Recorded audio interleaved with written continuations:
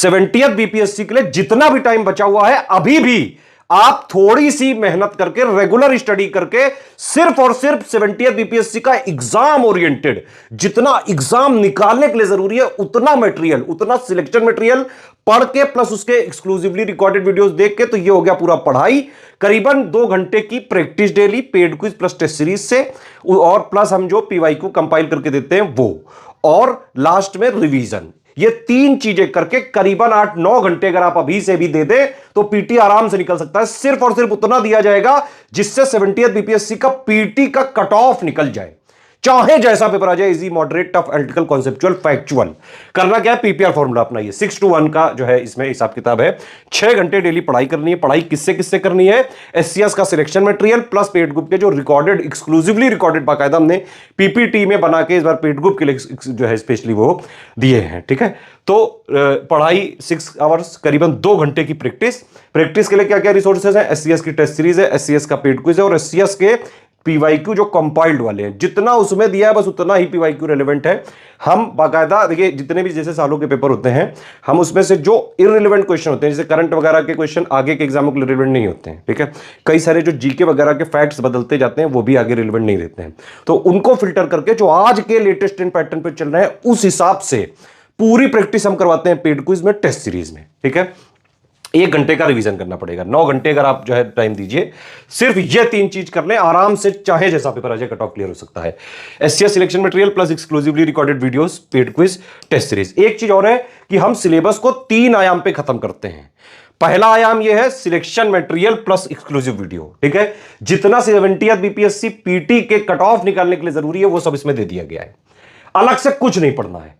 ये वाला अगर आपने टोटल बीपीएससी का स्टडी फॉर सिविल सर्विसेज का लिया तो आपको अलग से कुछ देखना ही नहीं है, ना टेस्ट सीरीज, ना पीवाईक्यू, ना करंट अफेयर, ना बिहार स्पेशल, ना बिहार का करंट, सब कुछ इसी में मिल जाएगा। पूरा प्री का कंप्लीट है ये। इसके बाद मेंस का भी हमारा आंसर राइटिंग वगैरह, टेस्ट सीरीज वगैरह सारी चीजें चलती हैं। ठीक है, और आज से नहीं, कई सालों से चल रही है लगातार। तो पढ़ना ये है, 6 घंटे के लिए आपको इसको जो है डेली पढ़ना है, अभी जितने भी दिन बचे हुए हैं।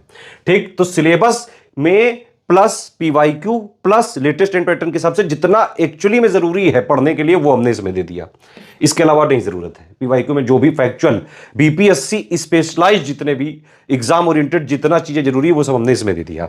तो सिलेबस को एक आयाम पे हमने यहां खत्म कर दिया कि मतलब जितना जरूरी वो आपने पढ़ लिया। लेकिन भाई पढ़ने से तो होगा नहीं, ये तो पीसीएस एग्जाम है ना। यहां पे अगर आपने प्री से पहले कम से कम 8-10 हजार क्वेश्चन की प्रैक्टिस नहीं की तो प्री निकालना जो है गुरु टफ हो जाएगा, लाले पड़ जाएंगे, ये समझ लो। प्रैक्टिस तो करनी पड़ेगी, क्योंकि आप पढ़ते जाओ पढ़ते जाओ पढ़ते जाओ और उस पे जो है कोई प्रैक्टिस ही ना करो, आपको पता ही नहीं भाई किस तरह क्वेश्चन आते हैं, क्या ट्रेंड चल रहा है, क्या पैटर्न बदल गया है ना। पीवाईक्यू वगैरह, पीवाईक्यू से पूरी पिक्चर क्लियर नहीं होती है।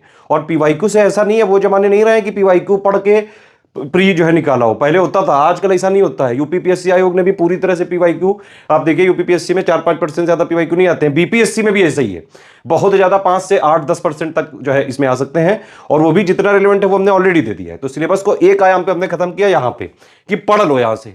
लेकिन भाई जब तक आप उनको प्रैक्टिस नहीं करोगे तब तक कोई फायदा ही नहीं है। तो इसमें हम क्या करते हैं, हमारे जैसे पेड क्विज में इजी प्लस मॉडरेट क्वेश्चन के फॉर्म में पूरा सिलेबस जितना भी पीटी के लिए जरूरी है उसको क्वेश्चंस के माध्यम से जो मोस्ट इंपॉर्टेंट फैक्ट्स होते हैं वो पूछ लेते हैं। और तीसरा आयाम है हमारा सिलेबस को खत्म करने का, जस्ट टेस्ट सीरीज। बहुत ही डिटेल्ड जो है यहां पे बनती है, और इसमें easy, moderate, tough, analytical, conceptual, factual, जिस तरह के बीपीएससी आयोग लेटेस्ट ट्रेंड पैटर्न में क्वेश्चन पूछ रहा है वो सारी चीजें बिल्कुल फ्रेश टेस्ट सीरीज बनाते हैं। हमारी जो टेस्ट सीरीज होती है बिल्कुल एग्जाम ओरिएंटेड होती है, हाई यील्ड होती है। आप जो है सिलेक्शन मटेरियल और एक्सक्लूसिवली रिकॉर्डेड वीडियोस तो जरूर पढ़ें। अगर कहीं और से भी पढ़ रहा हो तो एटलीस्ट एससीएस की पेड क्विज टेस्ट सीरीज ये तो जरूर लगा के जाना। पूरे 150 जो क्वेश्चन आएंगे, लगभग 50% के आसपास क्वेश्चन आपको paid quiz plus test series से मिल सकते हैं। हर बार जो है इतना ही आते हैं लगभग, तो करीबन 70-75 क्वेश्चन तो आपको पेड क्विज टेस्ट सीरीज ही से मिल जाएंगे जो हमने कराए हुए हैं, है ना। अभी के लिए जो है दिवाली वगैरह आप जरूर बनाएं, लेकिन पढ़ाई पे ज्यादा फोकस रखें। पटाखे खूब छुड़ाओ लेकिन पढ़ाई करते रहो, पढ़ो भी, प्रैक्टिस करो, रिवीजन करो। पीसीएस वगैरह के एग्जाम में आप एक बात समझ लो, चाहे दुनिया भर का कितना भी पढ़ लो, अगर प्रैक्टिस नहीं कर लो तो प्रिव्यू नहीं होगा, साफ बात एकदम। ठीक, एक बात और है कि ये नहीं कि भाई सिर्फ प्रैक्टिस ही प्रैक्टिस करते रहेगा उससे निकाल लिया, नहीं, पढ़ना भी पड़ता है, प्रैक्टिस भी करनी पड़ती है, रिवीजन भी करना पड़ता है। तो इस तरह से आप अभी भी कट ऑफ निकाल सकते हैं 70th बीपीएससी का। एससीएस का सिलेक्शन मटेरियल, पेड ग्रुप में जो exclusively recorded videos plus paid quiz plus test series, ये 3 चीजें अगर आपने करीबन डेली 9 घंटे पढ़ लिया, 9 घंटे मतलब टोटल स्टडी आवर्स, 6 घंटे पढ़ाई, 2 घंटे की प्रैक्टिस, 1 घंटे रिवीजन, इतना कर लिया, जितने दिन बचे आराम से चाहे जैसा पेपर आ जाए कट ऑफ ग्रुप फोड़ के आओगे। देखिए हमारे ऐप में बाकायदा सिलेक्शन मटेरियल का पूरा कोर्स चल रहा है। Study for civil services app को आप इंस्टॉल कर सकते हैं। वहाँ पेड टेस्ट सीरीज वाले फोल्डर में जाएंगे तो टेस्ट सीरीज पूरी मिल जाएगी। अच्छे खासे नंबर के जो है हमने टेस्ट सीरीज दिए हुए हैं, इसमें 60 टेस्ट सीरीज दी हुई हैं ऐप में। और पेड क्विज के लिए हमारे नंबर पे आप जो है कॉल कर सकते हैं किसी भी क्वेरी के लिए और ज्वाइन कर सकते हैं। कोई भी सजेशन है, कोई कमेंट है, प्लीज़ वीडियो में कमेंट करके बताएं। तो यार यहाँ से शुरुआत होती है बीपीएससी पीवाईक्यू के एक और सब्जेक्ट की, जो कि है साइंस एंड टेक्नोलॉजी। वैसे तो ये जो टेक्नोलॉजी वाला पार्ट है, ज़्यादातर करंट अफेयर वाली चीज़ें इसमें होती हैं, जो कि हम सेक्शन वाइज में ऑलरेडी कवर कर चुके होते हैं।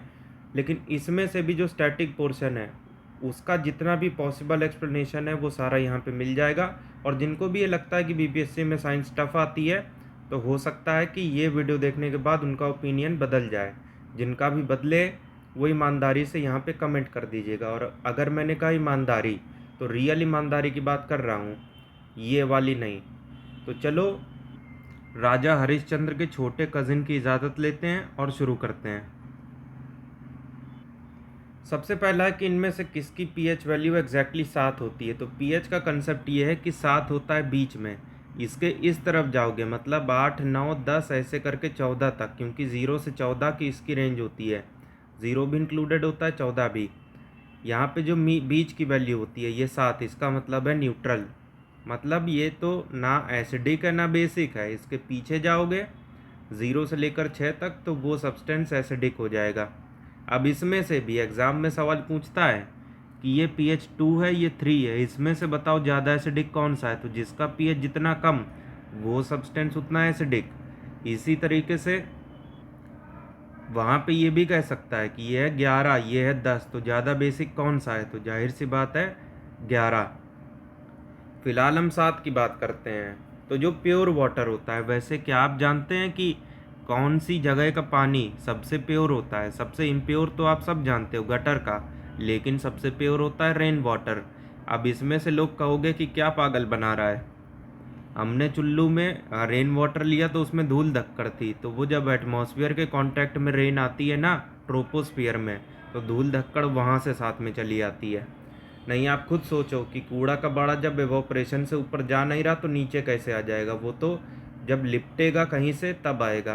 तो इसीलिए प्योर वाटर सिर्फ आपको रेन में मिल सकता है, अगर आप वो धूल धक्कड़ इग्नोर कर दो तो फिलहाल ये प्योर वाटर का जो पीएच है वो 7 होता है, ये न्यूट्रल होता है। ठीक, तो इसका तो आंसर ए हो जाएगा। वैसे जो आप 1 नंबर करने जाते हो, बोले तो यूरिन, उसका पीएच 6.5 के आसपास होता है, वो थोड़ी सी एसिडिक होती है। इसके अलावा जो आपके शरीर में दौड़ रहा है, रगों में खून, उसका 7.4 के आसपास होता है, वो थोड़ा सा बेसिक होता है। अब इसमें से बताओ किस में न्यूट्रॉन नहीं होते। तो वो है हाइड्रोजन।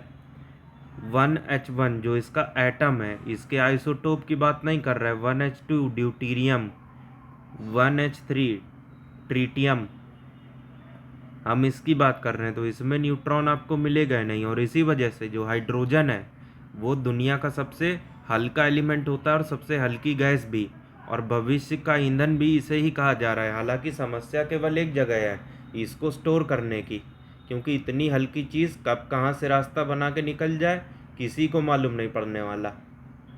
वैसे नाइट्रोजन आप जो लेस खाते हो ना, कुरकुरे, वो जो पैकेट फूला होता है उसमें भरी जाती है। साथ में एयरक्राफ्ट के टायर में भी आप जिंदा रह पाते हो ऑक्सीजन की वजह से। हालांकि सिर्फ ऑक्सीजन की वजह से नहीं, खाना पीना भी मांगता है आपको। 21% ऑक्सीजन आपको एटमॉस्फेयर में मिलेगा। अर्थ क्रस्ट में सबसे ज़्यादा ऑक्सीजन पाई जाती है। इवन अपने शरीर में भी ऑक्सीजन सबसे ज़्यादा पाई जाती है।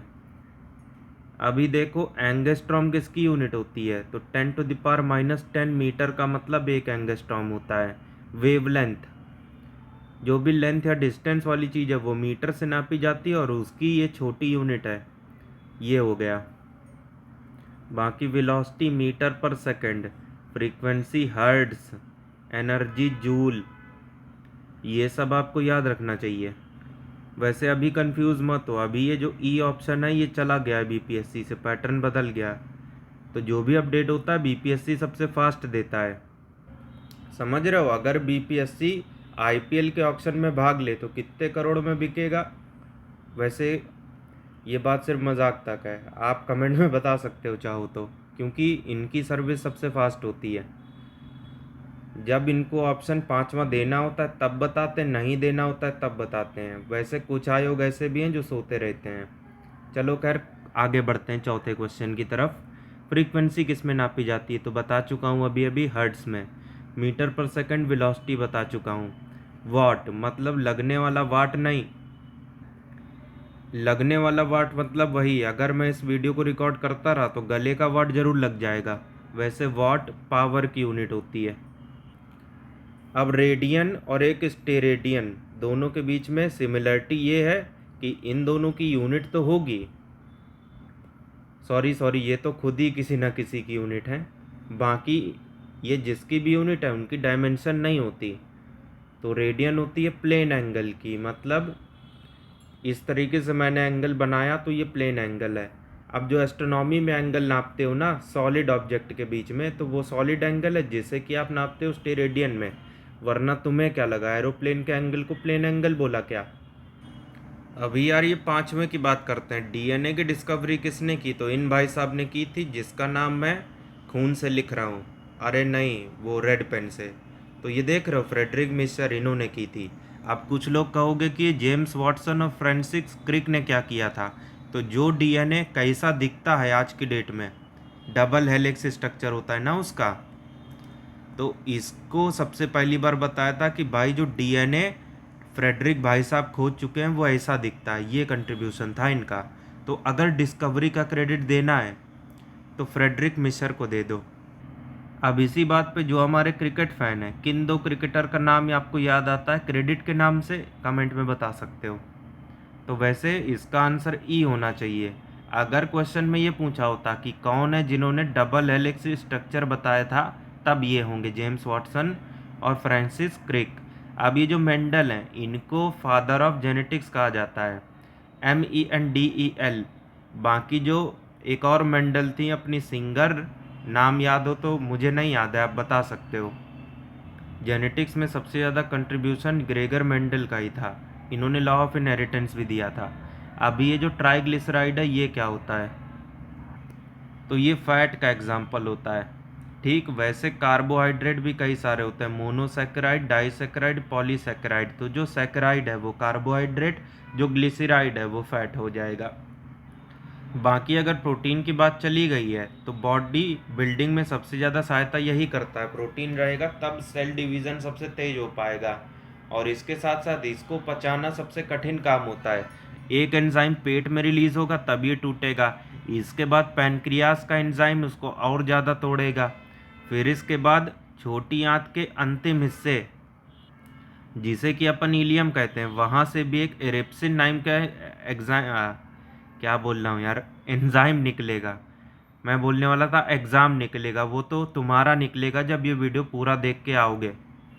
और साथ में हमारा पेड क्विज और टेस्ट सीरीज लगाओगे। ज़्यादा जानकारी चाहिए इन नंबर पे कॉल कर लेना, या तो फिर ऐप का लिंक मैंने डिस्क्रिप्शन में दिया हुआ है, सीधे ऐप डाउनलोड करो, टेस्ट सीरीज उठाओ। रोज़ अलग अलग डिस्काउंट आते हैं, कभी 20%, कभी 50%, वैसे 20% तो ज़्यादा करके हर दिन रहता है। तो फ़ायदा उठाओ, बहुत कम दिन बचे हैं। वीडियो में आगे बढ़ते हैं। तो मैं बोल रहा था कि भाई साहब एरेप्सिन छोटी आंत के अंतिम हिस्से इलियम से वो निकलेगा तब जाके ये अमीनो एसिड बनेगा। इतना टफ होता है प्रोटीन को पचाना, वरना तुम्हें क्या लगा फैट पचाना टफ होता है क्या। जिनको ये लगा हो my whole life was a lie लिख के कमेंट कर दो। अब ये जो EEG है, कई लोग ऐसा देखते ही हार्ट को टिक करके आगे बढ़ जाते हैं और उसके बाद नेगेटिव कटवा लेते हैं। तो देखो ECG कई लोगों ने कोविड में कराया भी होगा, हमने तो कराया है भाई, आपने कराया हो तो बता सकते हो। ECG हार्ट के चेकअप के लिए यूज़ होता है कि कहीं कोई प्रॉब्लम तो नहीं है, पल्स रेट ये सब क्या है। और ये जो EEG है ये ब्रेन की टेस्टिंग के लिए यूज़ होता है। ठीक, अगर ब्रेन की बात चली गई है तो उसमें 90% जो हिस्सा है उसका, वहाँ सेल डिवीज़न होता ही नहीं है। तो अगर ये नहीं होगा तो उसकी सेल पे अगर एक बार बात चली गई तो उसको रिपेयर कर पाना पहले लगभग नामुमकिन था, लेकिन आजकल एक से एक न्यूरोलॉजिस्ट आ गए हैं जिनकी सहायता से, जिनको फॉलो करके, जिनकी दवाई खा के आप 2-3 साल में या फिर 6 महीने में भी सही हो सकते हो। और वैसे जो लीवर है इसमें सेल डिवीज़न सबसे तेज होता है, इसको अगर काट भी दो तो फिर से आ सकता है, सेम टू सेम छिपकली की पूंछ के माफिक। तभी तो आज आप उबकाई ले रहे हो, उबकाई मतलब ओ कर रहे हो, आपसे खाना नहीं खबरा, लेकिन अगले दिन आप दारू पार्टी करोगे। तो ये तभी हो पाता है जब लीवर खुद को रिपेयर कर ले। और हार्ट, उसका जो SA नोड करके होता है वहाँ से इलेक्ट्रिकल सिग्नल निकलते हैं, जिस वजह से हार्ट ज़िंदगी भर धड़कता रहता है। अब 2 बीट के बीच में कुछ माइक्रो सेकंड के लिए ये रिलैक्स भी करता है, क्योंकि इसकी मसल्स को भी आराम चाहिए। वैसे हमें बिल्कुल पता नहीं लगेगा कि ये रिलैक्स भी कर रहा है, क्योंकि 10⁻⁻6 सेकंड में ये रिलैक्स होके अपनी पोजीशन पे आ जाता है। तो अगर SA नोड बिगड़ गया तब आपको क्या लगाना पड़ेगा? पेस मेकर लगाना पड़ेगा, वो आपके लिए इलेक्ट्रिकल सिग्नल जनरेट करेगा। और अगर इलेक्ट्रिकल सिग्नल नहीं है तब आपको पता है ना, आप है से था बन सकते हो। ठीक, चलो अभी आगे। इसके बाद जो हमारा बॉडी टेम्परेचर है कैसे कंट्रोल होता है, कहने का मतलब ये कि अगर सेल्सियस में बात करें तो 37.6 डिग्री के आसपास, और अगर फ़ारेनहाइट में देखें तो 98.4 या फिर 6 के आसपास, 98.6 इतना टेम्परेचर होता है। भले ही आप लद्दाख निकल जाओ या तो जैसलमेर में चले जाओ, मतलब माइनस में टेम्परेचर चले जाओ, चाहे 50 पे चले जाओ, बॉडी का टेम्परेचर इससे ज़्यादा ऊपर नीचे नहीं होगा, और अगर होगा तो बुखार आ जाएगा आपको। तो ये सब हाइपोथैलेमस से कंट्रोल होता है। और अगर इसकी बात चली गई है तो ये ब्रेन के हिस्से के साथ साथ एक ग्लैंड भी है, सुपर मास्टर ग्लैंड। जिस तरीके से हर बाप का एक बाप होता है जिसे कि अपन दादाजी कहते हैं, तो उसी तरीके से जो हमारी पीयूष चावला है, मतलब पीयूष ग्रंथि, पिट्यूटरी ग्लैंड, इसे मास्टर ग्लैंड कहते हैं ना, और ये बाकी सभी ग्लैंड को कंट्रोल करती है। तो इस ग्लैंड को भी तो कोई ना कोई कंट्रोल करता होगा ना, तो ये हाइपोथैलेमस पिट्यूटरी ग्लैंड को कंट्रोल करता है। बाकी थैलेमस भी एक इम्पॉर्टेंट पार्ट है। और अगर आप चाहते हो कि BPSC के लिए पूरी साइंस कंप्लीट कवर की जाए, एक इंटरेस्टिंग टाइप की सीरीज़ चलाई जाए, तो कमेंट कर देना, क्योंकि हमारे पास बस सीरीज़ पड़ी हुई है, बस आप लोग रिस्पांस दो अच्छा तो चला भी देंगे। इसमें से बताओ सही कौन सा है। तो जब भी ये टाइप के क्वेश्चन आए आपको एक एक स्टेटमेंट ध्यान से पढ़ना है। अब देखो यहाँ वेवलेंथ की बात हो रही है और रेड और ब्लू की बात हो रही है, तो सीधे से आप ये देखो कि विबग्योर, जब आप वायलेट से रेड की तरफ जाओगे तो वेवलेंथ आपको बढ़ती हुई नज़र आएगी।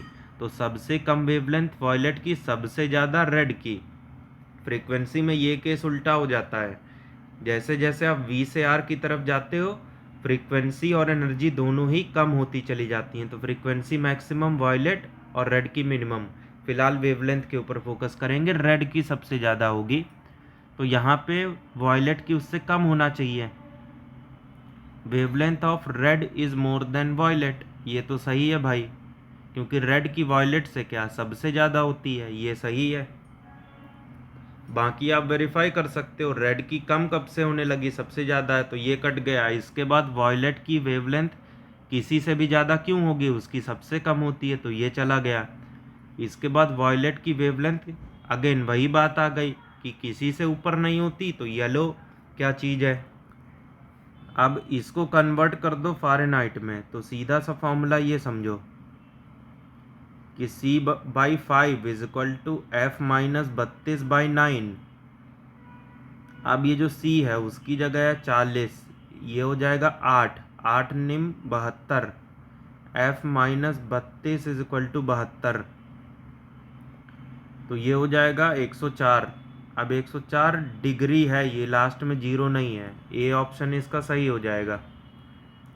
वैसे अगर केल्विन और सेल्सियस की बात चली गई है, सॉरी केल्विन की नहीं बात चली है, फ़ारेनहाइट की चली है, तो -40 पे सेल्सियस फ़ारेनहाइट की वैल्यू सेम हो जाएगी। और अगर वेरीफाई करना है तो C और F दोनों की जगह X रख दो, सॉल्व कर लो, जो भी वैल्यू आएगी मतलब -40 ही आएगी और क्या आएगी। ऐसे भी देख सकते थे, याद रहे तो और बढ़िया। वैसे आपको ये चीज़ बता दें कि डिग्री सेल्सियस पे भी नेगेटिव मुमकिन है।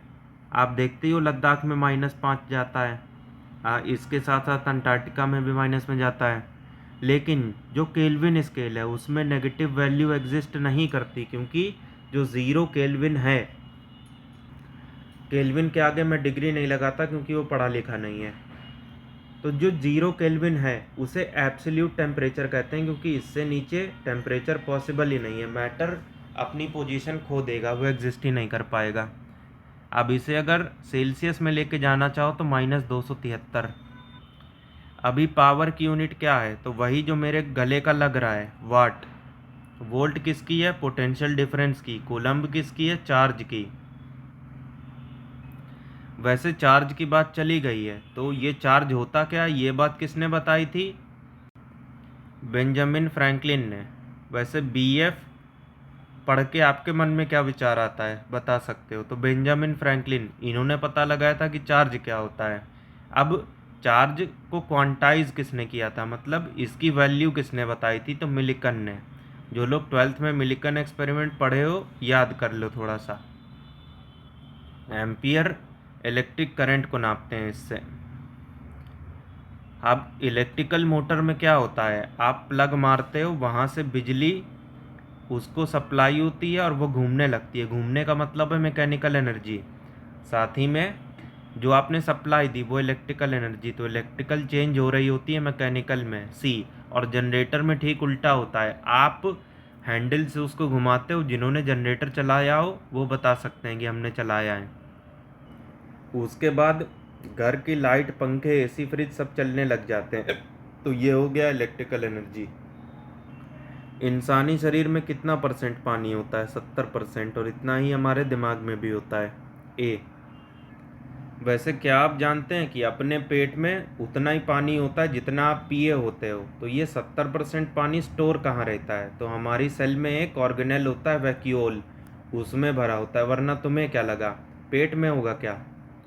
इलेक्ट्रिक करंट जिसकी यूनिट एम्पियर होती है किससे नापा जाता है, तो एमीटर से। अब कुछ लोग कंफ्यूज हो जाते हैं कि गैल्वेनोमीटर से क्या करते हैं, तो भाई किसी सर्किट में करंट है या नहीं ये कंफर्म होता है गैल्वेनोमीटर से, लेकिन वो करंट कितना है ये पता लगता है एमीटर से। वोल्ट मीटर से पोटेंशियल डिफरेंस, जिसे वोल्टेज भी कहते हो, उसे नापा जाता है। वोल्टामीटर कुछ होता नहीं है, बाकी पोटेंशियोमीटर से ये पता चलता है कि किसी सर्किट में पोटेंशियल डिफरेंस है। लैब में जिन्होंने एक्सपेरिमेंट किया हो 12th में वो रिकॉल कर लेना। ग्रीन हाउस गैसेस के कौन कौन से कंपोनेंट होते हैं, तो ये नाइट्रस ऑक्साइड, जिसे लाफिंग गैस भी बोलते हैं, मीथेन, CNG में सबसे ज़्यादा यही होती है। वैसे ग्रीन हाउस गैस की बात चली गई है, तो सबसे ज़्यादा इम्पैक्ट डालती है आपकी कार्बन डाइऑक्साइड। सबसे ज़्यादा इफेक्टिव होती है वाटर वेपर, लेकिन सबसे ज़्यादा परसेंटेज होता है मीथेन का। ओजोन, ये भी एक ग्रीन हाउस गैस ही है, क्योंकि जो स्ट्रेटोस्फीयर में पाई जाती है, जिसे कि अपन गुड ओजोन भी कहते हैं। गुड इसलिए क्योंकि वो हमारी भलाई कर रही है। कैसे, हम आज जो स्किन कैंसर से बचे हुए हैं ना, उसकी वजह है ये ओजोन। जो भी अल्ट्रा वायलेट रे ऊपर से आ रही होती है, UVB को तो नहीं रोक पाएगी, लेकिन बाकी सबको रोक लेगी। अगर UVB को रोक लिया होता तो आज हम RO नहीं चला पा रहे होते, उसमें UVB यूज़ होती है। RO मतलब रिव्यू ऑफिसर नहीं, जिसका पानी पीते हो वो RO। अभी देखो, तो ये जो बाकी की UV हैं B को छोड़ के, वो सब ब्लॉक हो गई। अगर वो सब आ जाती तो स्किन कैंसर हो जाता, इसलिए गुड ओजोन। बाकी एक बैड ओजोन भी होती, जो कि अपने ट्रोपोस्फीयर में पाई जाती है, मतलब जो हमारे आसपास चीज़ें हैं वहाँ पे। और अगर इसको हमने सूंघ लिया तो हमें ब्रोंकाइटिस, अस्थमा, ये सब चीज़ें होने लगेंगी, मतलब फेफड़े की बीमारी। तो इसी वजह से जो ओजोन ट्रोपोस्फीयर में पाई जाती है वो बैड, जो स्ट्रेटोस्फीयर में पाई जाती है वो गुड। अब ये जो बैड ओजोन है ये ग्रीन हाउस में आती है, ये बात आपको पता होनी चाहिए। फिलहाल हमने क्या देखा, ये भी है, ये भी है, ये भी है, ये भी है, तो E को टिक करते हैं आप और आगे बढ़ते हैं। वैसे अभी मौका मिलेगा नहीं, क्योंकि 4 ही ऑप्शन आते हैं। जो अल्बर्ट आइंस्टीन थे, जिनके बारे में ये कहा जाता है कि वो तंबाकू खाते थे, इनको यार नोबेल प्राइज़ काहे के लिए मिला था? तो आपको बता दिया जाए कि सन 21 में मिला था फोटो इलेक्ट्रिक इफेक्ट को खोजने की वजह से। वरना तुम्हें क्या लगा रिलेटिविटी की वजह से क्या? तो वो नहीं। रिलेटिविटी हालांकि इनकी एक बहुत बड़ी सफलता थी। दो थ्योरी इसमें आती हैं, एक जनरल दूसरी स्पेशल। इसके बारे में कभी और बात करेंगे। वैसे कितने लोग चाहते हो कि जितने भी भौकाली टॉपिक है साइंस के उसके ऊपर हम बात करें? तो यस लिख के कमेंट कर सकते हो, या फिर अपना जो भी ओपिनियन है वो बता सकते हो। अभी अगर बोस आइंस्टीन कंडेंसेट होगा, ये कंडेंसेशन नहीं, इसकी बात करें तो ये मैटर का फिफ्थ स्टेट है। वैसे आप जानते हो सॉलिड लिक्विड गैस, लेकिन एक चौथा भी होता है जो कि है प्लाज्मा, एक पांचवा भी है बोस आइंस्टीन कंडेंसेट। वैसे कुछ लोग तो कहते हैं कि टोटल 22 हो चुके हैं अभी की रिसर्च के हिसाब से, लेकिन पाँचवीं के बाद से किसी को भी अप्रूवल नहीं मिला है। अगर mass energy equivalence E is equal to m c square, m अलग है सी अलग है, साथ में अगर पढ़ रहे हो तो अपनी जगह आप भी सही हो, और क्या कहा जाए। तो इस वाली इक्वेशन से पता क्या चलता है कि law of conservation of mass जो है ये न्यूक्लियर रिएक्शन के टाइम पे फेल हो जाता है, स्पेशली न्यूक्लियर फिजन। क्योंकि जब दो छोटी छोटी न्यूक्लियाई आपस में कंबाइन होती हैं तो एक ढेर सारी एनर्जी रिलीज होती है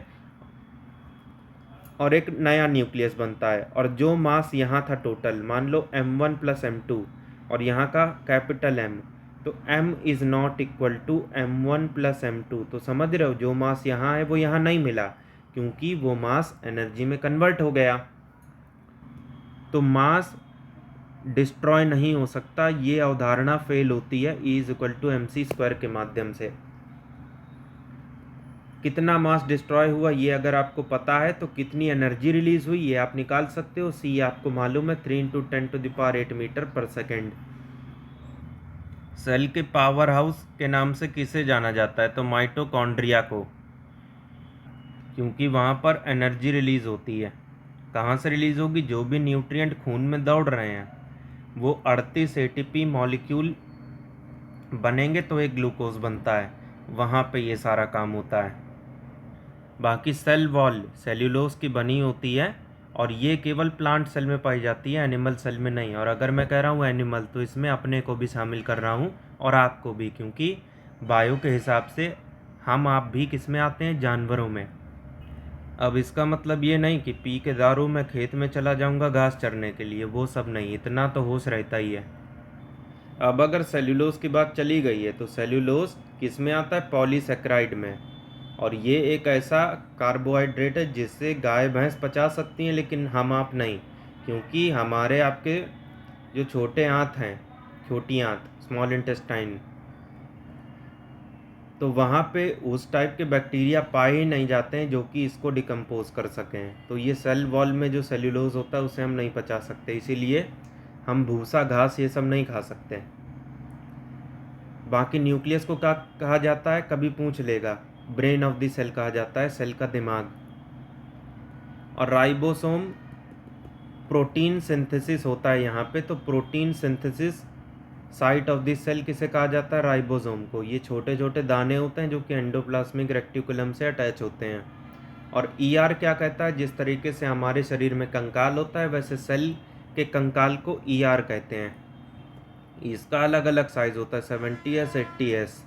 अभी इस पे हम बकैती चालू कर दिए तो थमेंगे नहीं और वीडियो लंबा हो जाएगा और आप गरियाने लगोगे। चलो फिर आगे। भाई एड्स किससे होता है? तो हम आपको बता दें ये किसी से हाथ मिलाने से या किसी का झूठा पानी पीने से, इन सब से नहीं होता है। ये कैजुअल कांटेक्ट रखने वालों से होता है। समझ रहे हो? जो रेड लाइट एरिया ज़्यादा जाते हैं, जो अपने जॉनी भैया के फ़ैन हैं, उनको होता है। समझ रहे हो? और वो क्यों होता है? क्योंकि एक वायरस होता है जिसका नाम है HIV, ह्यूमन इम्यूनोडेफिशिएंसी वायरस। वैसे तो इसमें RNA होता है नॉर्मली अगर माइक्रोस्कोप से इसको देखो जूम करके, लेकिन जैसे ही इसको एक लिविंग सेल मिल जाती है ये DNA में कन्वर्ट हो जाता है और बस वहीं अपनी कॉपियाँ बनाने लगता है। और सबसे पहले किसी अंग को नहीं डैमेज करेगा, T सेल, जिसे कि राउडी राठौर कहते हैं, अक्षय कुमार। मतलब जो भी फॉरेन बॉडी आएगी उसको मारने के लिए ये टी सेल दौड़ेगी। अपनी जो इम्यूनिटी है टी सेल की वजह से होती है। तो जिसकी वजह से इम्यूनिटी है ये HIV इसी को टारगेट करता है और इसी को मार गिराता है। और एक बार ये कंफर्म हो जाए कि टी सेल अभी मर चुकी हैं और दोबारा ज़िंदा नहीं होने की, तो बस वहीं से ये हो जाता है कि आपको अगर छोटा सा जुकाम भी होगा तो भी आपको मारने के लिए वो काफ़ी होगा।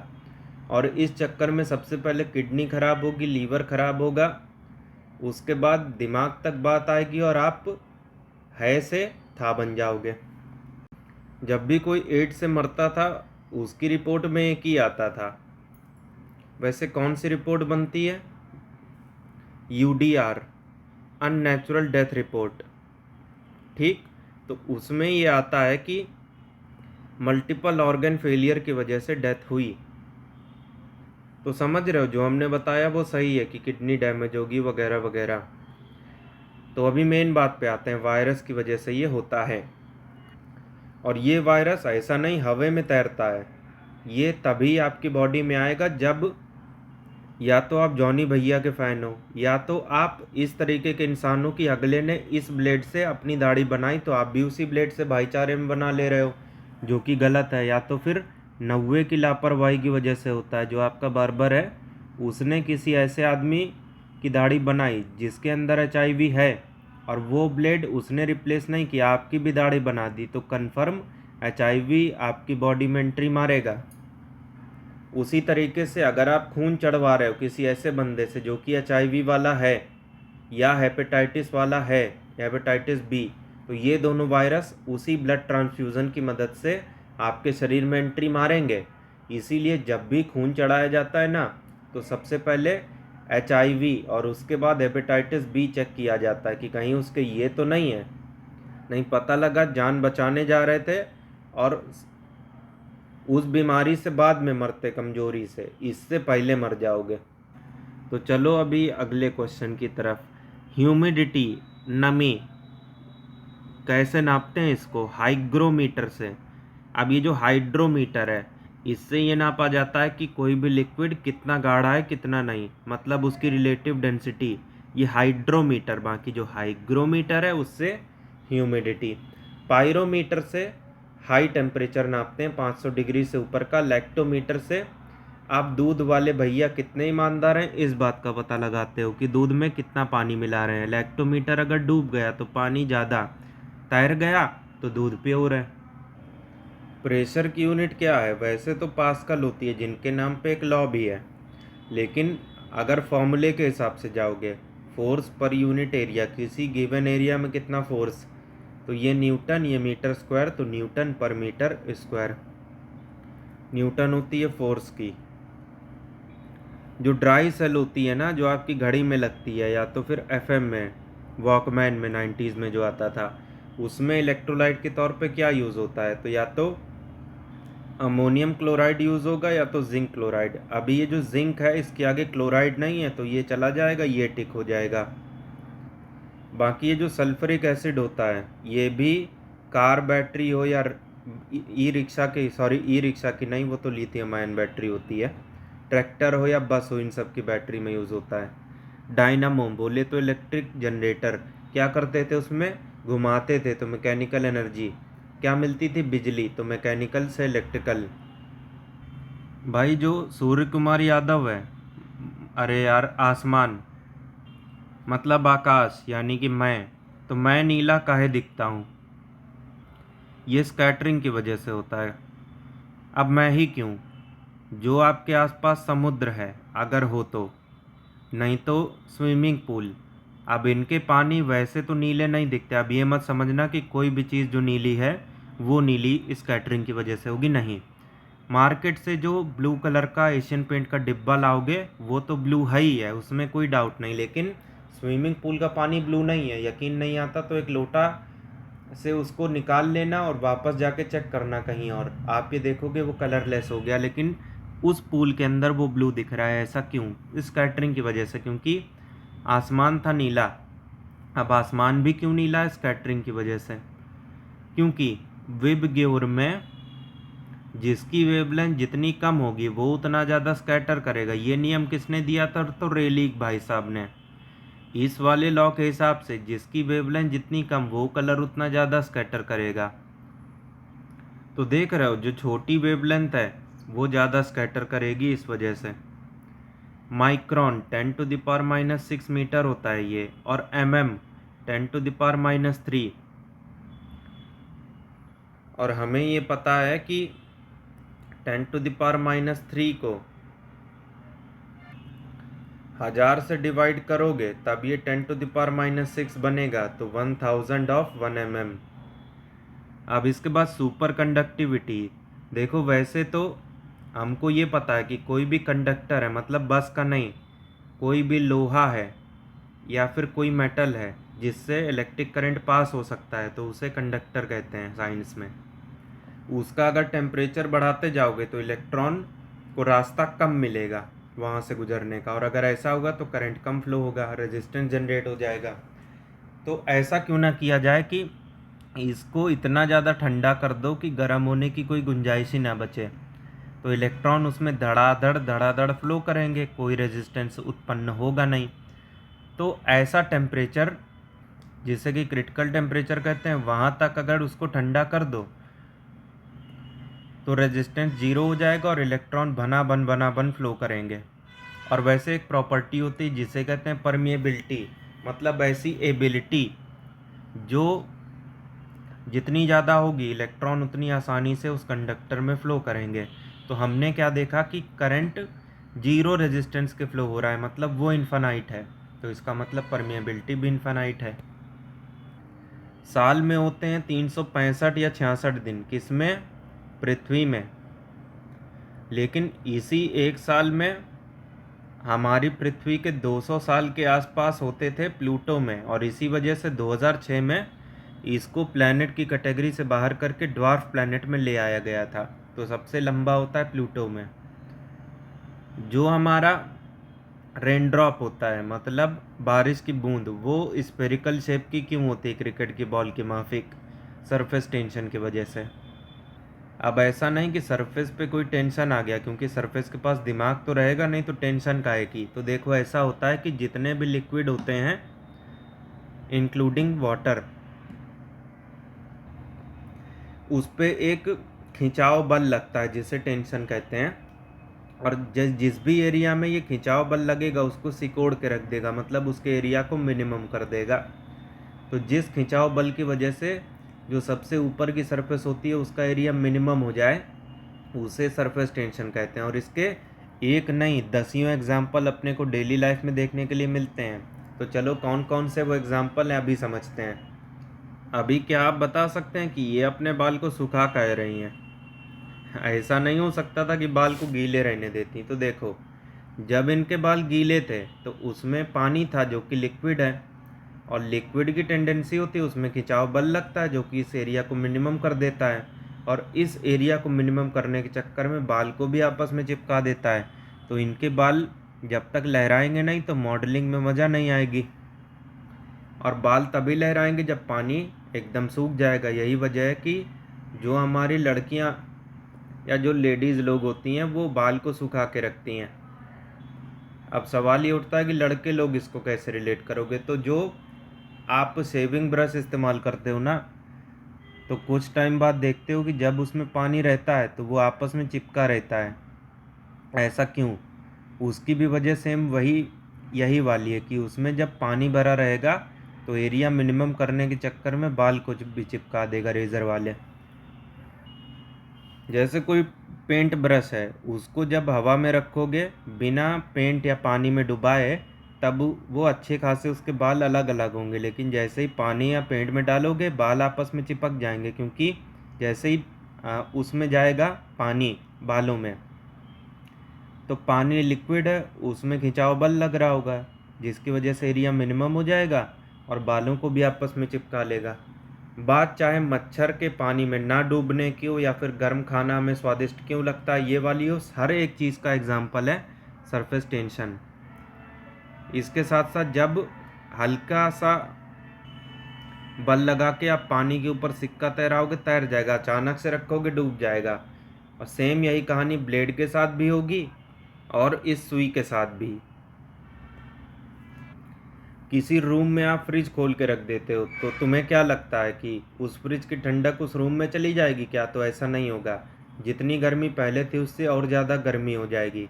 क्योंकि देखो यार, ये जो फ्रिज होता है ना अपना, हीट इंजन की तरीके से काम करता है। जिस भी चीज़ का टेम्परेचर कम होता है उससे वो हीट को खींच लेता है। तो जब इससे हीट खींच जाएगी सारी, तो ये तो ठंडा बच जाएगा और जो भी हीट खींची गई है वो बाहर फेंक देगा रेडिएटर से। तो जब आपने इसका दरवाज़ा खोल दिया तो आसपास की जो चीज़ें हैं वो गर्म हैं, तो उससे वो हीट खींचने के चक्कर में और ज़्यादा हीट फैलाता जाएगा। तो ऐसे में ना यार, जो आपका कमरा है वो थोड़ा सा गर्म आ जाएगा। सी, अब इसमें से रेडियम का कौन सा सोर्स है बता दो। तो रेडियम निकलती है रेडियो एक्टिव सब्सटेंस से, जो कि है यूरेनियम। यूरेनियम का और कौन सा है? Pitch blend. इसके बारे में इंफॉर्मेशन किसने दी थी? मैरी क्यूरी ने सबसे पहले। बी, आप जहाँ ये पिच ब्लेंड मिलेगा वहाँ यूरेनियम की पॉसिबिलिटी बन जाएगी, बस आपको इसकी मेटलर्जी करनी है। अब ये जो एटम बम है, असली एटम बम की बात कर रहा हूँ, जो कि हिरोशिमा और नागासाकी में गिरे थे। एक का नाम शायद फैट मैन था, दूसरे का लिटिल बॉय। गिरते ही 1 से 40,000 लोग तुरंत मरे थे, 1 से 70,000। उसी एटम बम की बात कर रहा हूँ। न्यूक्लियर फिजन पे काम करता है, अनकंट्रोल्ड न्यूक्लियर फिजन पे। बाकी कंट्रोल्ड न्यूक्लियर फिजन पे कौन काम करता है? हमारे न्यूक्लियर रिएक्टर, जो कि 6 राज्यों में भारत के अंदर स्थापित हो चुके हैं। आपके बिहार में नहीं है, लेकिन हमारे यूपी में ज़रूर है, एक नरोरा में। अब जो हाइड्रोजन बम होता है, जो कि 1000 गुना ज़्यादा पावरफुल होता है एक एटम बम से, वो न्यूक्लियर फ्यूज़न के ऊपर काम करता है। साउथ कोरिया वाले तो भाई साहब यहाँ तक कह चुके हैं कि इनके पास है। अब सच्चाई क्या है ये तो भगवान जाने। अब प्लास्टर ऑफ पेरिस, अब इसका मतलब ये नहीं कि पेरिस में जो एक प्लास्टर है उसकी बात हो रही है, नहीं। प्लास्टर ऑफ पेरिस वही है जो कि आप घर जब बनवाते हो तो दीवारों में लगवाते हो, पुट्टी।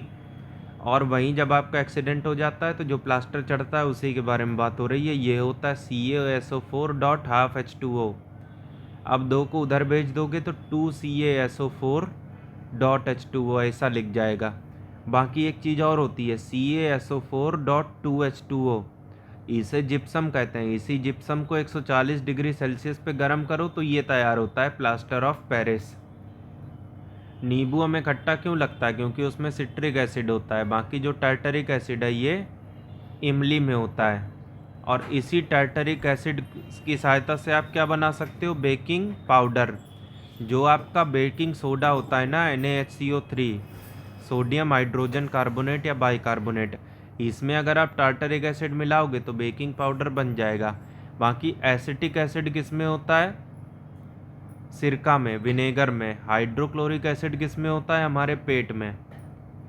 और वैसे जो नॉर्मल मार्केट में तेजाब मिलता है ना, पीले कलर का 10 रुपए का आता था, वो भी शायद HCl ही होता है। अब ये जो ब्लीचिंग पाउडर है, CaOCl2, कैल्शियम ऑक्सीक्लोराइड इसे कहते हैं, एग्ज़ाम में पूछ सकता है, ध्यान रख लेना। अभी ये पानी में आसानी से घुल जाता है, तो ये बात कुछ हद तक सही है, लेकिन एकदम नहीं घुल जाता, इसलिए ये बात गलत है। बाकी ऑक्सीडाइजिंग एजेंट ये बिल्कुल है।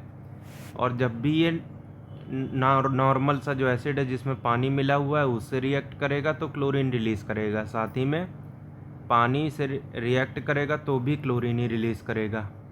अमलगम क्या होता है? जो दांतों में आप मसाला भरवाते हो ना, उसी अमलगम की बात हो रही है। ये मरकरी का एक अलाय होता है, और यही मरकरी किस में यूज़ होता है? थर्मोमीटर में, जो कि क्लिनिक में होता है। अब इसकी बात चली गई है तो 94 डिग्री फ़ारेनहाइट से ये चालू होता है क्लिनिकल थर्मोमीटर, और 108 डिग्री फ़ारेनहाइट तक जाता है। समझ रहे हो? तो 108 तक मैक्सिमम बुखार पहुंच सकता है, लेकिन 104 भी इंसान को मारने तक के लिए काफ़ी होता है, वो चीज़ अलग है। अब ये जो मरकरी है, इस नाम से एक ग्रह भी होता है, बुध ग्रह। वैसे ये जो मेटल मरकरी है ये लिक्विड होता है रूम टेम्परेचर के ऊपर, लेकिन एक ऐसा लिक्विड कि जिस भी बर्तन में जाएगा उससे चिपकेगा नहीं, और शायद यही वजह है कि थर्मोमीटर में इसको आसानी से यूज़ कर सकते हैं, क्योंकि अगर चिपक जाता तो रीडिंग लेने में दिक्कत होती। नॉर्मली जो कोयला आपको देखने के लिए मिलता है वो किस टाइप का होता है, तो बाइटुमिनस। बाकी एंथ्रासाइट सबसे प्योर कोयला होता है जो कि जल्दी मिलता नहीं है। और कोक जो होता है, मतलब ठंडा, मतलब कोका कोला की बात नहीं हो रही, वो बनता कोयले से ही है, लेकिन वो एक अलग ही चीज़ बन जाती है। एक प्रोसेस होता है क्रैकिंग, जिसके बाद ये कोल जो है कोक में कन्वर्ट होता है। भारत का यार राष्ट्रीय पशु कौन सा है, तो टाइगर है। राष्ट्रीय पक्षी ये मोर है, पीकॉक। अब अपने बिहार के लिए भी आप ज़रूर याद करके जाना कि वहाँ का राजकीय फूल कौन सा है, फल कौन सा है, साथ ही में जानवर और पक्षी कौन सा है। मतलब जिस भी स्टेट पीसीएस का एग्ज़ाम देने जाते हो, ये बेसिक इन्फॉर्मेशन आपको वहाँ की ज़रूर पता होनी चाहिए।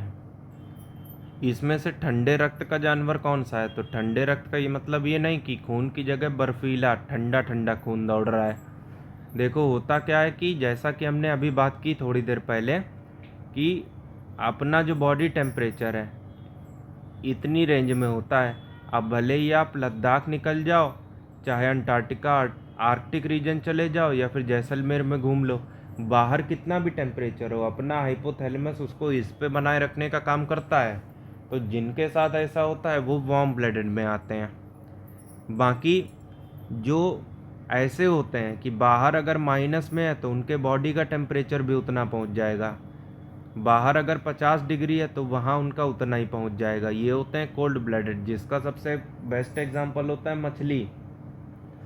और यही रीज़न है कि जब भी मछली, जो कि जल की रानी होती है, वो कुछ लोग कहते हैं कि मछली मटर चोर होती है, उसको अगर आप बाहर निकालोगे तो वो फट जाती है, क्योंकि मतलब मछली फट जाती है, क्योंकि बाहर का जो टेम्परेचर होता है उसकी बॉडी का उतना पहुंच जाता है, और वो बॉडी उस टेम्परेचर को झेलने के लिए बनी नहीं होती। और सेम इसी टाइप के हमारे अपने कछुए होते हैं, डी। बाकी वेल ले लो, ये भी वार्म ब्लडेड है। पेंगुइन, मतलब माइनस में आराम से पेंगुइन घूम रही है, तो तुम्हें क्या लगता है कि बॉडी का टेम्परेचर उसका उसी हिसाब से है क्या? नहीं, वो कांस्टेंट है। अब ये सवाल आपके सामने खड़ा हो ही गया कि बाहर निकालोगे तो मर जाएगी, ऐसा क्यों होगा? क्योंकि उनकी बॉडी का टेम्परेचर बढ़ जाएगा। तो जो मछली बेचते हैं रोड साइड में, उनको ज़्यादा एफर्ट करने की ज़रूरत ही नहीं है, बाहर निकाल लो, उसके बाद काट के बेचो आराम से, मारने आरने की झंझट ही नहीं। तो जो यार ये मधुमक्खियाँ होती हैं, वो एक दूसरे को कैसे पहचान पाती हैं कि ये अपनी कॉलोनी की है? जैसा कि हम लोग को पता है कि एक छत्ता है C1, दूसरा है C2। अब इनकी भी एक रानी होगी, C1 की Q1, C2 की Q2। ये स्पेशल टाइप का एक केमिकल रिलीज़ करती हैं जिसे फीरोमोन कहते हैं। अब इसकी, जिसे कि फीरोमोन कहते हैं, अब हर एक रानी जो है Q1 Q2, इसका फीरोमोन अलग अलग होता है। तो जो Q1 ने फीरोमोन छोड़ा और यहाँ पे मान लो खूब सारी मधुमक्खियाँ उड़ रही हैं, तो जो इस छत्ते में रहती हैं वो पहचान पाएंगी कि हमारी Q1 ने फीरोमोन छोड़ दिया। और वैसे ही ये ग्रुप मान लो है, तो ये इस तरीके से पहचान जाएगा। तो पूरा खेल किसका है? स्मेल का, ए। बाकी कुछ लोगों को डाउट हो सकता है कि डांस की वजह से ऐसा होता है। तो डांस का देखो होता ये है कि वो एक टाइप का सिग्नल होता है कि आगे फूल है, कोई फल है, किसी की मिठाई की दुकान खुली है, उसमें छेना लगा हुआ है, चलो उसमें जाके बैठते हैं। तो वो सब चीज़ें। इंसानी शरीर में कितने ऐसे दांत होते हैं जो कि 2 बार उगते हैं? कहने का मतलब ये कि दूध के दांत कितने होते हैं? तो 20। हमारे पैर में जो हड्डियां पाई जाती हैं कितनी होती हैं? 8। और जो पंजा होता है उसमें पाई जाती हैं 28 के आसपास। जो हमारी खोपड़ी होती है, जिसे कि क्रेनियम कहते हैं, उसमें कितनी हड्डियां होती हैं? तो 8। अब ये क्रेनियम किसको प्रोटेक्ट करता है? मतलब इसके अंदर क्या होता है? तो दिमाग, अपना ब्रेन। सबसे पहले मिलेगा क्रेनियम, इसके बाद मिलेगी एक स्पेशल टाइप की झिल्ली। झिल्ली मतलब पन्नी। झिल्ली बिहार में बोलते हैं, पन्नी बोलते हैं यूपी में। तो जो झिल्ली होती है, जिसे कि मेम्ब्रेन कहते हैं टेक्निकल भाषा में, तो जो मेम्ब्रेन ब्रेन को घेरे हुए होती है उसे कहते हैं मेनिंजेस। और जब इसमें सूजन आ जाती है तो मेनिंजाइटिस हो जाता है, जिसकी वजह से आपको बुखार आता है। जिसे कि नॉर्मल भाषा में दिमागी बुखार कहते हैं। देखो, जैसा कि हमने बताया कि एक बार ब्रेन तक बात पहुंच गई, उसकी सेल डैमेज हो गई, तो अलग अलग लक्षण उत्पन्न हो सकते हैं। आप गजनी भी बन सकते हो, आप पागल भी बन सकते हो सकता है आपका नेचर बदल जाए, हो सकता है आपके हाथ पैर काम करना बंद कर दें। ये तो डिपेंड करता है ब्रेन तक कितना डैमेज पहुंचा है। इसीलिए जब आप किसी को मारते हो उसके सर में, तो सबसे पहले आपको मिलेगा क्रेनियम, उसकी 8 में से एक हड्डी टूट जाएगी, 2 महीने बाद फिर सही हो जाएगी, दिमाग सेफ है। और गहरी चोट पहुंची, मेनिंजेस तक बात पहुंच जाएगी, लेकिन ब्रेन तब भी सेफ बचा रहेगा। लेकिन और कस के अगर मार दिया तो ब्रेन तक बात पहुंचेगी और आदमी गजनी बन जाएगा। तो जो यार फिल्मों में दिखाते हैं कुछ हद तक सही भी होता है। जो ये मॉडर्न मैन है, हम लोग किस में आते हैं? होमो सैपियन में। अपनी प्रजाति का नाम यही है। तो हमारे जो पूर्वज हैं, इनके बारे में, अर्ली मैन के बारे में आप सभी ने सुना होगा कि पहले वो जानवरों की तरीके रहते थे, कपड़े भी नहीं जानते थे, शिकार को डायरेक्ट मार के खाते थे, वो सब चीज़ें। लेकिन जो हम लोग हैं, तो अपने से जस्ट पहले जो पूर्वज थे वो किस कैटेगरी में आते थे? क्रोमैंगो मैन। ये सी होगा वैसे यहाँ पे। इस तरीके की चीज़ें आपको अक्सर कर खबर में मिलती हैं, जो कि हम अपने डेली करंट अफेयर में बताते रहते हैं। तो साइंस एंड टेक से जो भी रिलेटेड न्यूज़ है उसके बारे में आपको टेंशन लेने की ज़रूरत नहीं पड़ती, क्योंकि हम डेली करंट अफेयर में इतनी चीज़ें दे देते हैं कि आप साइंस टेक में क्या चल रहा है सब आसानी से समझते हुए चले जाते हो, बशर्ते आपके बेसिक कंसेप्ट स्ट्रांग रहें। और बचे हुए दिनों में अगर आपको लगता है कि 2035 वैकेंसी में एक आपकी है, तो बिल्कुल वो मुमकिन हो सकती है बात। बस आपको करना क्या है कि जो भी बचे हुए दिन है, आपको हमारा ग्रुप ज्वाइन करना है अपनी सहूलियत के हिसाब से। फुल पेड ग्रुप लेना है तो आपको मटेरियल मिल जाएगा, इसके साथ साथ टेस्ट सीरीज पेड क्विज मिलेगा। और अगर आपको उसमें नेगोशिएशन चाहिए तो उसके भी ऑप्शन है कि आप मटेरियल ना लेके टेस्ट सीरीज ले लो या पेड क्विज ले लो। जो भी आपकी क्वेरी है इस संबंध में इन नंबर पे बता सकते हो कॉल करके। इस पे अगर कॉल करोगे तो नहीं लगेगी, व्हाट्सएप करोगे वो भी रिप्लाई मिलेगा थोड़ी देर में। वीडियो में आगे बढ़ते हैं। अब इसके बाद ये पूछा जा रहा है कि आपके पास कोई पौधा है पी, सेम टू सेम उसी के जैसा पौधा बनाना है तो आप क्या कर सकते हो? आप बीज भी बो सकते हो, ग्राफ्टिंग कर सकते हो, स्टेम कटिंग। स्टेम कटिंग मतलब एक पौधा जो पी है उससे आपने तना काट लिया, इसको मिट्टी में उगा दिया, तो ये भी सेम टू सेम पी बन जाएगा। बीज उगाने से भी यही होगा, तो बोथ ऑफ देम। अब यार जो भी हमारी सेल्स होती हैं, भले ही वो किसी भी टाइप की हो, ब्लड सेल्स हो, लीवर सेल्स हो, ब्रेन सेल्स हो, उसमें 80% क्या होता है? पानी। उसमें 1% की कमी आई तो हमें प्यास लगती है। अगर 10% की कमी आई तो हम क्या हो जाते हैं राहुल जी? एल्यूलिन हमें कहाँ से मिलता है? तो पहली बात तो यार ये होता क्या है, हम लोग को ये पता है कि फोटोसिंथेसिस के लिए जो पानी आता है वो पौधे अपनी जड़ों से सोखते हैं। तो जड़ों से जब भी पानी ऊपर जाता है तो कहीं ना कहीं स्टोर भी होता है। तो जिस जगह स्टोर होता है उसकी सबसे छोटी यूनिट एल्यूलिन ही होती है। अब ये निकाला कहाँ से जाता है? तो जो दलिया होता है ना, उसके रूट से। बी स्टेम कटिंग, जो कि एसेक्सुअल रिप्रोडक्शन का एग्जाम्पल है। रिप्रोडक्शन दो टाइप के होते हैं, एक सेक्सुअल, दूसरा एसेक्सुअल। अब सेक्सुअल रिप्रोडक्शन का मतलब ये नहीं कि ये हो रहा है, गलत। इसका मतलब ये है कि मेल पार्ट और फीमेल पार्ट दोनों के बीच में किसी ना किसी तरीके से इंट्रैक्शन होना चाहिए, चाहे इसके माध्यम से हो या फिर किसी और तरीके से। अब जैसे फूल में रिप्रोडक्शन जो है वो सेक्सुअल होता है, क्योंकि उसके मेल पार्ट भी होते हैं, फीमेल पार्ट भी होते हैं। एंथर से पॉलन स्टिग्मा में जाता है, फिर वो नीचे ओव्यूल में चला जाता है, उसके बाद ये फल डेवलप हो जाता है। तो इसमें कहाँ बताइए ये हो रहा है? नहीं हो रहा ना। और अगर एसेक्सुअल की बात करें तो ना तो हमें फीमेल पार्ट चाहिए ना मेल पार्ट चाहिए। ये फोटोकॉपी के माफिक होता है कि बस एक कोई चीज़ मिल जाए तो फोटोकॉपी घनाघन प्रोड्यूस हो रही है। स्टेम कटिंग उसी का एग्जाम्पल है। रूट कटिंग भी होता है एक, जो कि आम वगैरह उगाने के काम आता है, कॉटन। अब रह गई बात स्टेम कटिंग की, तो उससे आप गन्ना उगाते हो। जो मटर का पौधा होता है वो क्या होता है बताओ? तो वो एक हर्ब होता है जिसको ना एक सहारे की ज़रूरत होती है। वो मटर का पौधा खुद से कभी खड़ा ही नहीं हो सकता जब तक आसपास कोई पौधा या दीवार उसको ना मिले। इवोल्यूशन का मेन फैक्टर क्या है? तो चार्ल्स डार्विन, जिन्होंने नेचुरल सिलेक्शन की थ्योरी दी थी, वैसे इसका आंसर डी हो चुका है। अब इसमें इन्होंने ये बताया था कि जो भी जानवर जिस भी परिस्थिति में रहता है या फिर जो भी चीज़ें वो खाता है, उसी के हिसाब से उसके अंग डेवलप होते जाते हैं। फॉर एग्ज़ाम्पल, जो चिड़िया कीड़े खाती है तो उसके पंजे नुकीले होंगे और चोंच भी वैसी होगी ताकि वो कीड़ों को आसानी से पकड़ सके। और वहीं जो बादाम वगैरह खाती हैं चिड़िया, क्योंकि कुछ आइलैंड ऐसे होते हैं जहाँ बादाम उगते हैं, तो वहाँ पे उसको थोड़े मोटे पंजे चाहिए। मतलब ये सारी चीज़ें भगवान ने फिक्स करके रखी हैं कि जो जिस परिस्थिति में रहता है उसके शारीरिक अंग वैसे ही विकसित होते हैं। तो यही होता है नेचुरल सिलेक्शन। अब भारत में जो सबसे पुराना रॉक सिस्टम है वो कितना पुराना है, ये चीज़ कैसे कंफर्म हुई? तो लेड यूरेनियम मेथड से, डी। बाकी जो कार्बन 14 है उससे आप फॉसिल फ्यूल की एज का पता लगा सकते हो।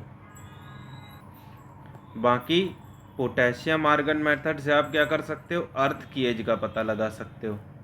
तो शुरुआत में C14 ही बहुत बड़ी चीज़ होती थी, लेकिन बाद में जैसे जैसे रिसर्चेस हुई तो सामने आता गया कि दूसरे सारे मेथड भी हैं। अभी इसमें बताओ हवा क्या है, किस चीज़ का एग्जाम्पल है? तो वो एक मिक्सचर का एग्जाम्पल है, समझे? ऐसा क्यों? क्योंकि उसमें नाइट्रोजन 78, ऑक्सीजन 21 और 1% में कार्बन डाइऑक्साइड, आर्गन, ये सब आ जाती हैं। कंपाउंड क्यों नहीं है? जैसे कार्बन ऑक्सीजन मिलके CO2 बना सकते हैं, CO बना सकते हैं, तो ये होते हैं कंपाउंड। बाकी इसमें अगर कंपाउंड भी कई सारे एक साथ एग्जिस्ट कर रहे हैं तो ये मिक्सचर हो जाता है, और वो भी होमोजीनियस मिक्सचर है कि आप आँखों से नहीं अंदाज़ा लगा पाओगे कि हवा जैसे आपको लग रही है एसी या पंखे की, तो उसमें नाइट्रोजन लग रही है कि ऑक्सीजन लग रही है या फिर आपको आर्गन फील हो रहा है, आप नहीं कंफर्म कर सकते हो। हाँ, आपके फेफड़े की जो अल्वियोली है उसका काम ये ज़रूर होता है कि उस हवा में से इस 21% ऑक्सीजन को सोख लिया जाए, और जब आप सांस छोड़ो तो कार्बन डाइऑक्साइड को खून से अलग करके नाक के रास्ते वापस रिलीज़ कर दिया जाए। अब जो हमारा non conventional source of energy होता है, अभी इसका मतलब समझो।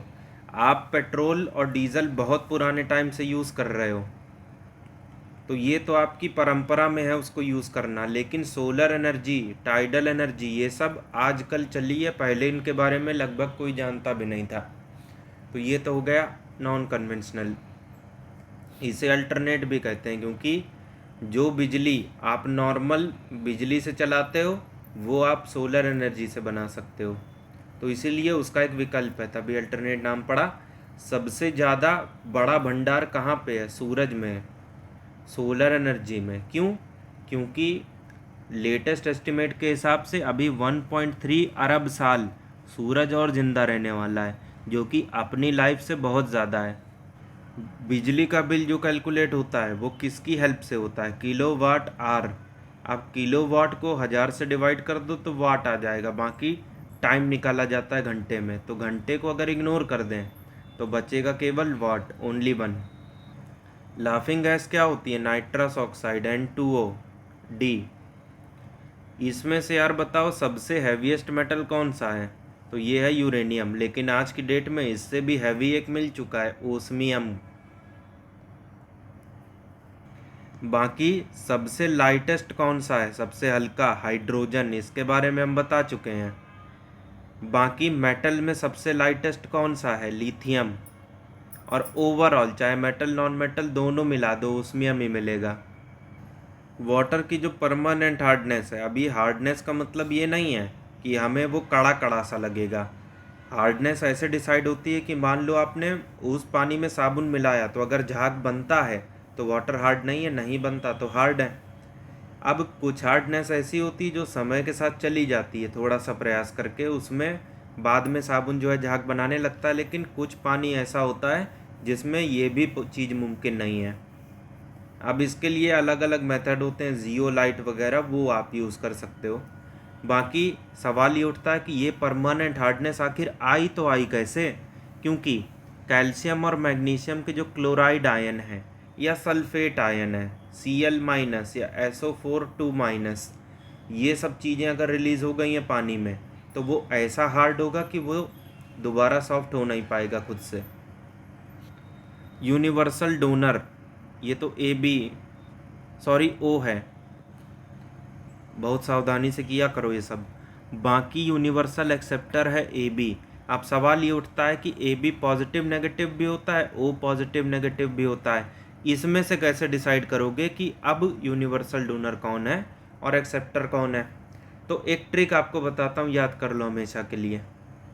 तो उस ट्रिक के हिसाब से जिसके पास है उसको लेने में आसानी होती है।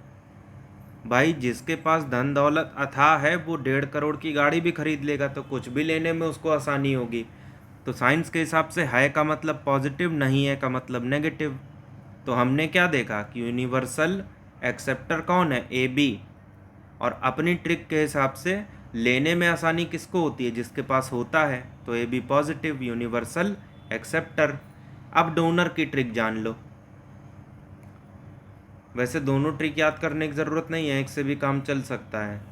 तो जिसके पास नहीं होता उसको देने में आसानी होती है। भाई जो गरीब होगा वो ब्याज देता फिरेगा या फिर घर की चीज़ें देता फिरेगा, वैसे आप जो सोच रहे हो वो भी देता फिरेगा, है ना। तो जिसके पास नहीं होता वो देता फिरता है, मतलब देने में आसानी होती है। तो दे कौन रहा है, O यूनिवर्सल डोनर। अब हमारी ट्रिक के हिसाब से जिसके पास नहीं होता मतलब नेगेटिव, वो देता फिरता है, तो ये लो यूनिवर्सल डोनर। अभी हाल में जो सबूत मिले हैं उसके हिसाब से पृथ्वी पर लाइफ आज से कितने साल पहले स्टार्ट हुई होगी, तो इतने ज़्यादा साल पहले। अगर प्रिसाइसली बात करें तो 3.8 अरब साल पहले। तो जितने जीरो लगाते जाओ उतना कम। इसमें से कौन सा ऐसा प्लांट है जिसमें प्रोटीन सबसे ज़्यादा है, तो आंख बंद करके सोयाबीन मार देना, C। सोयाबीन के बाद सबसे ज़्यादा होता है दाल में, फिर उसके बाद चने में, वो बात हालांकि अलग है। जो सॉइल इरोजन है, मृदा अपरदन, जिसमें होता नहीं है कि मिट्टी उड़ जाती है ऊपर से, मतलब डैमेज हो जाती है, चाहे पानी उसको बहा के ले जाए या हवा इसको फैला दे, वजह चाहे जो भी हो, इस तरीके से मिट्टी डैमेज हो जाती है। कंट्रोल कैसे करोगे, आप ज़्यादा से ज़्यादा पेड़ पौधे लगा दो, क्योंकि जो भी हवा चल रही है या फिर जो भी पानी बह रहा है, ये जो भी पेड़ आपके अगर अच्छे खासे लगे हुए हैं उसको रेजिस्ट कर लेंगे, उसको सोख लेंगे उसके झटके को, और मिट्टी सेफ बच जाएगी। अभी यार उस सवाल पे फिर से आते हैं कि जो महासागर होता है या फिर स्विमिंग पूल भी दे रखे अगली बार, तो वो नीला काहे होता है, जबकि वो नीला नहीं है। यकीन ना हो तो 1 लोटा पानी उसमें से निकालो और उसको अलग ले जाओ, कलरलेस दिखेगा लेकिन उस पर्टिकुलर जगह में वो नीला है। क्यों, क्योंकि देखो आसमान से रिफ्लेक्शन हो रहा है नीली लाइट का, और आसमान नीला क्यों है, स्कैटरिंग की वजह से। और वही स्कैटरिंग यहाँ काम कर रही है, क्यों, क्योंकि पानी के जो पार्टिकल हैं उस ब्लू कलर को और ज़्यादा स्कैटर कर रहे हैं, B। अब जिस भी रात में तेज़ हवा चल रही होती है वहाँ ओस क्यों नहीं गिरती, क्योंकि ओस के गिरने की वजह है एवोपरेशन नहीं हो रहा है, और जहाँ पे हवा चलेगी वहाँ पे एवोपरेशन ज़्यादा होगा तो ड्यू बन ही नहीं पाएगी। अब ड्यू का मतलब कुछ लोग कहेंगे माउंटेन ड्यू, माउंटेन ड्यू डर के आगे जीत है। लाइफ साइकिल के हिसाब से जो भी एक पौधा होता है उसका सबसे इम्पॉर्टेंट पार्ट कौन सा होता है, फ्लावर। क्यों, क्योंकि मेल पार्ट और फीमेल पार्ट उसी में पाए जाते हैं, और हर किसी के पास इतना टाइम नहीं होता कि मैनुअली एसेक्सुअल रिप्रोडक्शन कराया जाए। तो जो नेचुरल रिप्रोडक्शन हो रहा होता है उसमें फूल का ही सबसे बड़ा योगदान होता है, A। और अगर ये नहीं होता तो life cycle by default nature में ऐसी चलती नहीं रहती। अब ये जो सवाल है ये किसी आपको किताब में नहीं मिलेगा, आप अगर डेली न्यूज़ देखोगे और स्पेशली हमारा डेली करंट अफेयर, तो वहाँ से आपको पता चलेगा। अभी जो आर्कियोटेरिक्स है ये क्या होता है, तो ये एक ऐसा डायनासोर है जो कि पक्षी की तरीके दिखता है, तो oldest bird of Jurassic period. अभी ये एस्पिरिन किसका एग्जाम्पल होती है, तो जो सर दर्द की बदन दर्द की गोली नहीं खाते हो एंटीपायरेटिक, सॉरी, जो बुखार की पैरासीटामोल ये सब नहीं खाते हो तो वो होती है। बी, वैसे एस्पिरिन नाम से आज जो गोली आती है ना, उससे सर दर्द भी सही हो सकता है। तो अगली बार अगर आपको इस नाम से दिया जाए तो उसको भी टिक कर सकते हो। बाकी जो बोरोप्लस होता है वो एंटीसेप्टिक का एग्जाम्पल है।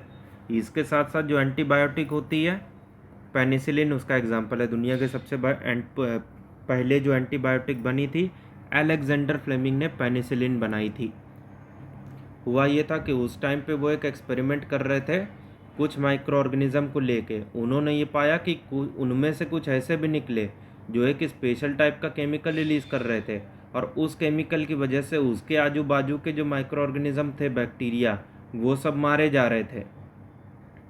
और एक्चुअली बाद में ये पता चला कि वहाँ पे एक फंगस लग गया था जिस वजह से वो सब मारे जा रहे थे। तो समझ रहे हो कि फंगस की वजह से एंटीबायोटिक बन सकती है जो कि पेनिसिलिन थी। इसके साथ साथ बैक्टीरिया की वजह से भी बन सकती है। और इनफैक्ट बैक्टीरिया की एक प्रजाति होती है जिसे स्ट्रेप्टोमिसिस कहा जाता है। इससे भर भर के एंटीबायोटिक आज की डेट में बनाई जा रही है। और दुनिया की सबसे पहली एंटीबायोटिक जो कि पेनिसिलिन थी ना, वर्ल्ड वॉर पे उस टाइम पे जितने भी लोग घायल होते थे उनके ट्रीटमेंट के लिए यूज़ होने लगी थी।